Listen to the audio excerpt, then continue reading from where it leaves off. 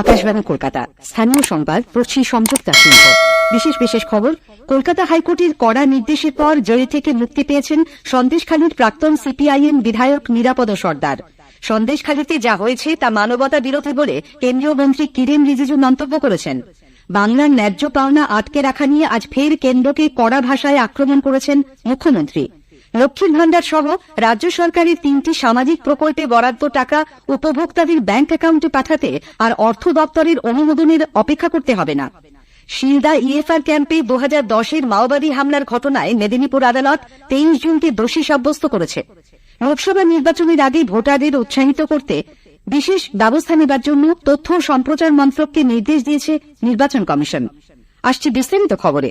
কলকাতা হাইকোর্টের কড়া নির্দেশের পর জেল থেকে মুক্তি পেলেন সন্দেশখালীর প্রাক্তন সিপিএম বিধায়ক নিরাপদ সর্দার।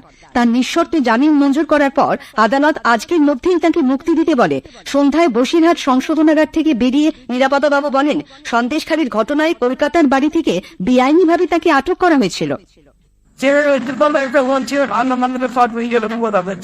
এই জেনুয়েশনটা যদি বেরোয় এদের বুঝতে পারতাম না। আসি সব আমি দেখলেন নিয়মিতের প্রস্তাবকে রাখা হয়েছিল যে অবশ্যই অনেক কাজ করে তাদেরকে নবাব আজকে নিত্য মানুষকে আজকে জেলের মধ্যে নিতেন।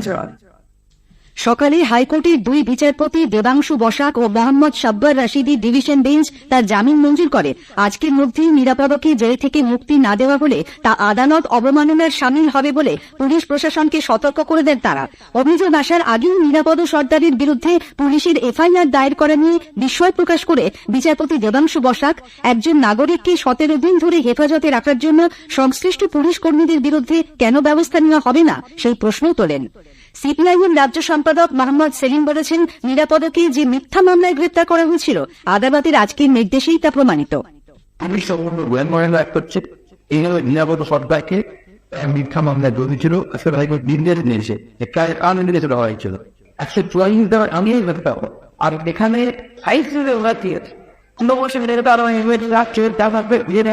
তিনি পাওয়া দিচ্ছে যারা আন্দোলন সংবাদ ক্ষেত্রে প্রতিবাদ মানুষের কাছে যাচ্ছে তাদের ব্যাপারে চেষ্টা করছে তাই পাচ্ছে আমরা এটা প্রতিবাদ করছি। বসিরহাটের পুলিশ সুপার হোসেন মেহেদী রহমানকে হাইকোর্টের কড়া মন্তব্য নিয়ে প্রশ্ন করা হলে তিনি বলেন, বিষয়টি তারা খতিয়ে দেখছেন। আমরা এনকোয়ারি করে দেখছি, মোস্ট প্রবাবলি এটা একটা এরার আছে, হিউম্যান এরার হতেই পারে। যেটা আমাদের এনকোয়ারি রিপোর্টে যেটা পাবো ওইভাবে আমরা অ্যাকশন নেব। গতকাল অব্দি আমরা মোর দ্যান 250 কমপ্লেন্টস পেয়েছি। তার ভিত্তিতে আমরা বেশ কিছু এফআইআর করেছি এবং যেগুলো ল্যান্ড রিলেটেড কমপ্লেন্টস ছিল ওগুলো আমরা বিডিওকে ফরওয়ার্ড করেছি, যেটার আমরা 48 আওয়ার্সের মধ্যে যেটা অ্যাকশন টেকেন আছে ওটা আমরা চাইব। সন্দেশখালীতে যা হয়েছে তা মানবতা বিরোধী, এটা কোনো রাজনৈতিক ইস্যু নয়, গোটা দেশের ইস্যু বলে কেন্দ্রীয় মন্ত্রী কিরেন রিজিজু মন্তব্য করেছেন। দক্ষিণ 24 পরগনার ডায়মন্ড হারবারের সরিষা আশ্রম মোড়ে বিজেপির চায় পে চর্চায় যোগ দিয়ে এ রাজ্যের তৃণমূল কংগ্রেস সরকারের তীব্র সমালোচনা করেন তিনি।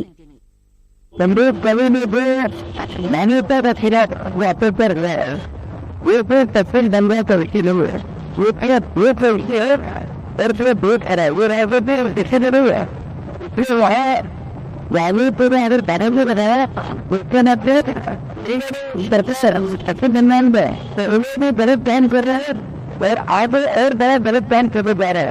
If we would have to better the game than there. Darwin will have that with it and two people. Have been the all the better will এদিকে সন্দেশখালীর ঘটনার প্রতিবাদী আন্দোলনকারী আসানসোলের বিজেপি যুব মোর্চা কর্মীদের মিথ্যা মামলায় জড়ানোর অভিযোগে বিধায়ক অগ্নিমিত্রা পালের নেতৃত্বে আজ ভগৎ সিং মোড়ে জিটি রোড অবরোধ করেন বিজেপি কর্মীরা। শেখ শাহজাহানের গ্রেপ্তারের দাবিতেও তারা সরব হন। সন্দেশখালীতে আদিবাসীদের কাছ থেকে জমি কেড়ে নেওয়া হয়েছে, জনজাতি মহিলাদের ওপর অত্যাচার চলছে বলে অভিযোগ করে ছত্তিশগড়ের মুখ্যমন্ত্রী বিষ্ণুদেও সাই বাংলার মুখ্যমন্ত্রীকে চিঠি দিয়েছেন। রাজনীতির ঊর্ধ্বে উঠে মমতা ব্যানার্জি দ্রুত পদক্ষেপ করবেন, শাহজাহান শেখ ও তার দলবলের বিরুদ্ধে রাজ্য সরকার সক্রিয় হবে বলে চিঠিতে আশা প্রকাশ করেছেন তিনি। এর প্রতিক্রিয়ায় তৃণমূল কংগ্রেস ছত্তিশগড়ে আদিবাসীদের ওপর নির্যাতনের বিভিন্ন ঘটনার উল্লেখ করে শ্রী সাইকে নিজের রাজ্যের সমস্যার দিকে মনোনিবেশ করতে বলেছে। এদিকে সন্দেশখালীর বিভিন্ন শিবিরে জমি জবরদখলের অভিযোগের ভিত্তিতে এ পর্যন্ত 130 জনকে জমি ফিরিয়ে দেওয়া হয়েছে বলে সন্দেশখালী 2 নম্বর ব্লকের বিডিও জানিয়েছেন।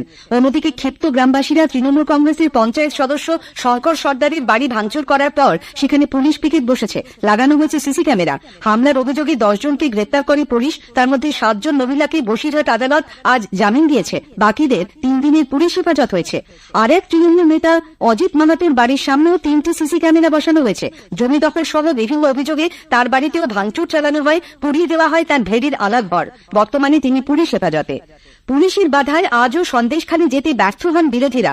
কলকাতা সায়েন্স সিটির কাছে আটকে দেওয়া হয় আইএসএফ বিধায়ক নওশাদ সিদ্দিকীকে। পুলিশের সঙ্গে তার তীব্র বাদানুবাদ হয়, সেখান থেকে গ্রেপ্তার করে লালবাজারে নিয়ে যাওয়া হয় ভাঙড়ের বিধায়ককে। 7 ঘণ্টা পর ছাড়া পান তিনি। প্রদেশ কংগ্রেসের প্রতিনিধি দলকে ন্যাজাটে এবং ফরওয়ার্ড ব্লক নেতাদের ধামাখালিতে আটকে দেওয়া হয়। বাংলার ন্যায্য পাওনা আটকে রাখা নিয়ে তৃণমূল কংগ্রেস প্রধান মুখ্যমন্ত্রী মমতা ব্যানার্জি আজ ফের কেন্দ্রকে কড়া ভাষায় আক্রমণ করেছেন। পুরুলিয়ায় আজ এক প্রশাসনিক সভায় তিনি বলেন, বাংলা ভিখিরি নয়। কেন্দ্রের বঞ্চনা সত্ত্বেও 100 দিনের কাজ প্রকল্পে শ্রমিকদের বকেয়া পাওনা মিটিয়ে দেবে রাজ্য সরকার। ভোট এলেই প্রতিশ্রুতি ঝুলি নিয়ে বিজেপি হাজির হয় বলেও অভিযোগ করেন তিনি। দলের নেতা কর্মীদের স্পষ্ট বার্তা দিয়ে তিনি বলেন, মানুষের স্বার্থকে অগ্রাধিকার দিতে না পারলে তৃণমূল কংগ্রেস করার দরকার নেই। আমি প্রত্যেককে বলবো এনাদের গান সাথে চর্চা